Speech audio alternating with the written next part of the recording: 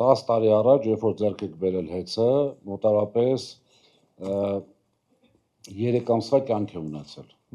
Ես ինչ եմ ասում, որ հիմա այս կառավարությունում էլ կան մարդիկ, ովքեր տեղյակ էին։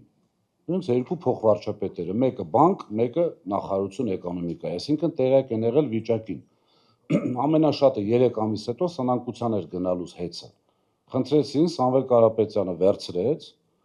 եւ առանց որևէ ակնկալիքի, ուղիղ հայտարարում եմ, առանց որևէ ակնկալիքի, ընդհուպ մինուսները փակելու ակնկալիքով ինքը վերցրել է հեծը։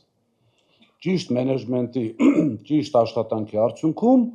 հեծը, այսպես սնանկության գնացող հեծը դարել է շահութաբեր ընկերություն, բայց մոտավորապես 10 միլիարդ դոլար արժի հեծը, այսպես 100%-անոց, sense խոսք կա, չէ, հայերի մեջ ոսկե ջրելու, այսպես ասած, մոտավորապես 10 միլիարդ արժի։ Հիմա հանձնաժողովի կեղծությունը այստեղ է, այսինքն հանձնաժողովը թույլ չի տալիս մենք մեր միջոցներով 12 միլիարդ ցանկացան 25 թվին ներդրումներ անենք։ Եթե հիշում եք, հանձնաժողովի նախագահը հայտարարեց, որ մի կողմից ուզում են ներդրում անեն, մյուս կողմից սակագնի վրա է դա ազդելու։ Ես մի ձայնագրություն հրապարակեցի, որտեղ ես ուղիղ նշում եմ, եթե դա բեռ է լինելու սակագնի վրա, մենք դա կանենք մեր հաշվին, մեր, այսպես ասած, գումարների հաշվին։ Դա չթույլատրեցին անգամ։ Այսինքն այն, այսպես ասած, իրենց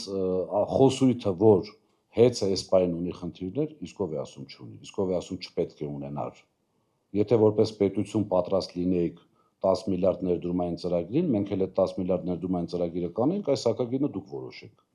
Եվ ամենակարևոր հանգամանքը նոր միացում, ժողովուրդ, ախր ինքան ակնհայտ է ամեն ինչ, մի քիչ sense խոսակցական լեզվով ասեմ, ժողովուրդն էլ հասկանա։ Պետական հանձնաժողովը իբրև թե անկախ թանկացնում է նոր միացման սակագինը, այսինքն նոր միացման համար վճարվող վարձավճարները։ Բերում գցում են մեր վրա, ասում են իրենք են թանկացրել։ Լավ էս, չգիտեմ, եթերային լեզվով ոնց ասեմ, սրա վերջը երբ է գալու, կարծում եմ հունիսի 8-ին։ Բաժանորդագրվեք Արմադ մեդիայի ալիքներին YouTube-ում, Facebook-ում, Instagram-ում և Telegram-ում։